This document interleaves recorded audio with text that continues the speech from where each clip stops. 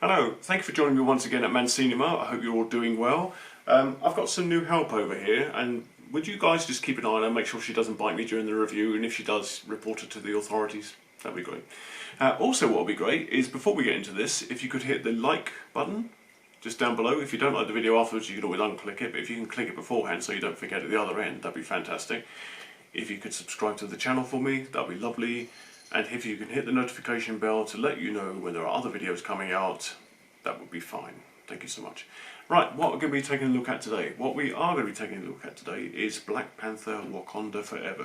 Now, of course, back in 2020 we lost Chadwick Boseman, the actor who played King T'Challa and the Black Panther. And a lot of us probably thought that there would never ever be a sequel to the Black Panther because Marvel Studios were going around saying they weren't going to recast. And we just wondered how a film without Chadwick's presence, without the Black Panther's presence, would be able to survive. But yet here we are, 2022, and we have Black Panther Wakanda Forever. Now, I've made a few notes on this film, so I hope you don't mind me having a look down at them, because there's quite a bit to say. So I'll just have a quick answer to that and we'll have a look on. So the film throws you into the action right from the very start. You've got Suri, played by Letitia Wright. She's running around frantically. There's other people running around frantically, and she's trying to put together a DNA sequence to recreate the herb that created the Black Panther. Now, from memory, it was destroyed at the end of the last Black Panther film, so there couldn't be any further Black Panthers, but she's trying to recreate it. And there's a real urgency running around. Like I say, lots of action at the very beginning. You're thrown right into the thick of it. And of course she is unsuccessful, and we learn that King T'Challa dies off screen of a terrible disease. Obviously this is a nod to Chadwick's own battle with cancer, of course, of which he was tragically taken from us. So yeah, I thought that was a fitting way to say goodbye to Chadwick's character off screen. Obviously we don't see Chadwick on screen as the character within the context of this new film, but you do see flashbacks and sequences like that. Yeah, so I thought it was a nice way for them to acknowledge that. Chadwick's presence can be felt throughout the entire movie. In fact, you know when they do that opening Marvel Studio sequence where you see all the superheroes fighting as the title comes to life and up off the screen? Every single image within this movie's Marvel title sequence is of Chadwick Boseman, obviously from the Black Panther, from the various Avengers films that he appeared in as well. So I thought that was a lovely tribute to the start.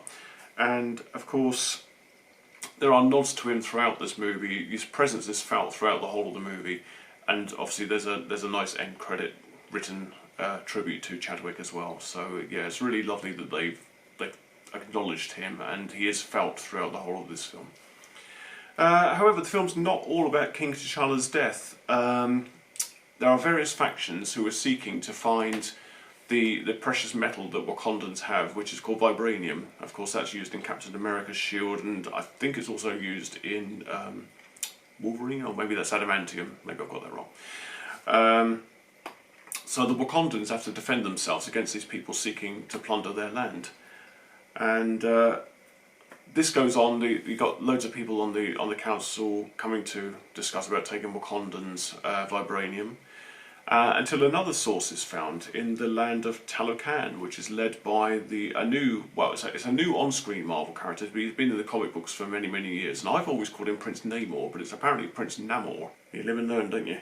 So, yeah, so he seeks an alliance with the Wakandans to defend themselves against the oncoming onslaught from the humans, if you like, who want to take their metal away from them and use it in various weapons. Of course, his idea is not as clean as the Wakandans, in that he wants to wipe out the whole of the humans so that they can, rise up and take over the planet for themselves. Yeah, I really did enjoy this film. I thought it was a nice, like I say, I loved all the tributes to Chadwick throughout the movie. I thought that was really nice.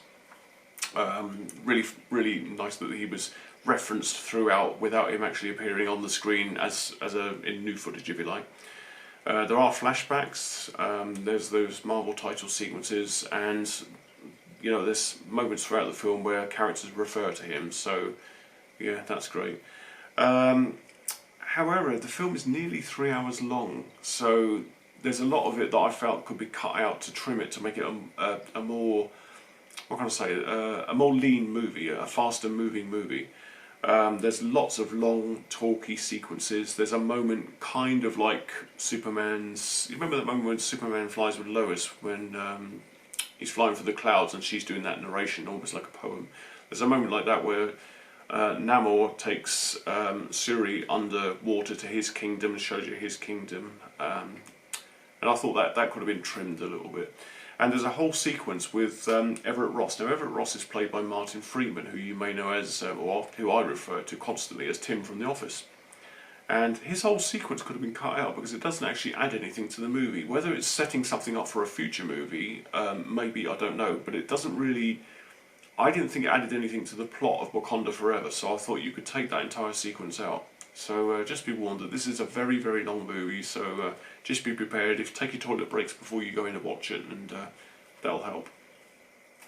I thought some of the fight sequences were a little bit repetitive. You know, you've seen all these in like Endgame and other movies from Marvel, where the fights just go on and on and on. There's loads of faceless minions fighting against other faceless minions. You've got the Wakandans versus... I don't know what the name of... I guess the Talakans? What was the name of this place? Yeah, the Talakan Warriors, if that's what they're called. But they kind of looked like the Blue Smurf people from Avatar. And I thought, well, hang on a minute, we're having a bit of a crossover here. We're having the Avatar people versus the Wakandans. Yeah, they looked very, very similar. That said, the fight sequences are very good. Like I said, they are drawn out and repetitive, but what you see of the action is very, very good action as usual. So there's that to look forward to. But yeah, overall, given that the film has a lack of the Black Panther character, I found this very enjoyable. I thought it was a really good film. I was amazed that they managed to pull an entire movie together without the main character being in it. And of course, threads are sewn for the future. So that's Black Panther Wakanda Forever. If you're going to see it at the Odeon, they're doing these lovely popcorn tins. I'll put that a little closer for you so you can see it, which has got embossed characters on the outside, and you can buy that as part of a meal deal. That's the popcorn tin. I don't know if there's two of those, but there are two variations of this cup, this hexagonal cup. So you've got various characters there. I hope I haven't got too much light reflecting off that for you. Yeah, so those are available at the Odeon. You can buy them, I think you can buy them individually. You just have to ask the Odeon staff if you can buy them individually. But generally they were part of a Black Panther meal deal, so you get popcorn, your drink and some sweets, and you get the tins with it. So that's at your local Odeon cinemas. So what else have we got this week? So unfortunately there's not a whole lot opening at the cinema this week.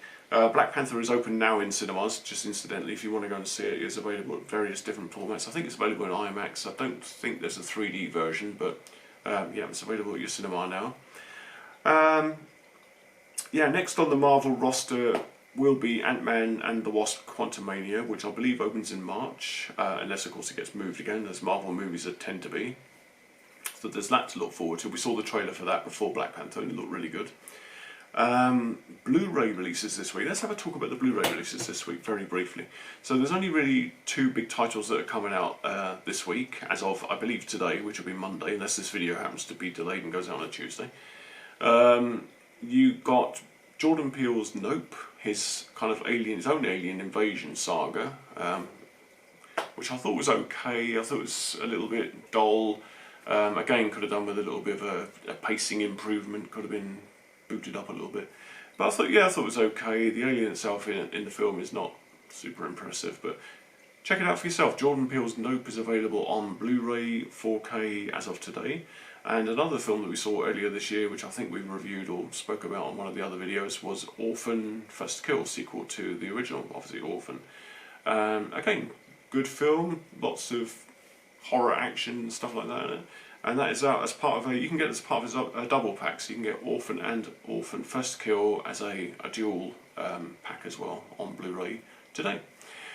So I think that's it for the moment. I don't know that I'll be back next week with a film review. You might just end up with another one of my videos talking about some other aspect of film, because the only film that's out next week is Matilda, and honestly I'm not going to go and watch that one for you guys, I'm sorry, but it just does not look like my cup of tea. It looks like a kind of a screechy singy kind of movie. I'm not really into musicals. So yeah, we'll be giving Matilda a miss, and we'll be seeing what's coming out after that. But I will see you all soon. So thank you very much for watching this video. If you've enjoyed it, thumbs up, like button please, thank you very much. Please subscribe to the channel. Please hit the notification bell, you'll know when there's other videos coming out. And also come and chat with me in the comments. Let me know what you thought about Black Panther Wakanda Forever. What you think about the current state of the Marvel Cinematic Universe, what you're looking forward to for the Marvel Cinematic Universe, because I think we've been on a bit of a bumpy ride with this. I think it's Phase 4, isn't it, this one? So Black Widow was pretty good, Eternals maybe not so much, Shang-Chi was pretty good, Thor Love and Thunder was a little bit ropey but still fun, and now we've had Black Panther Wakanda Forever, which is pretty good. So yeah, a little bit of a ropey ride this time around. Of course, no big Avengers film to tie the whole lot up at the end of this phase. And then we move forward with Phase 5 in, like I said, March with Ant-Man and the Wasp: Quantumania. But yeah, come and have a chat with me in the comments, let me know what you think. I will see you all soon. Hope you have a good week. Take care.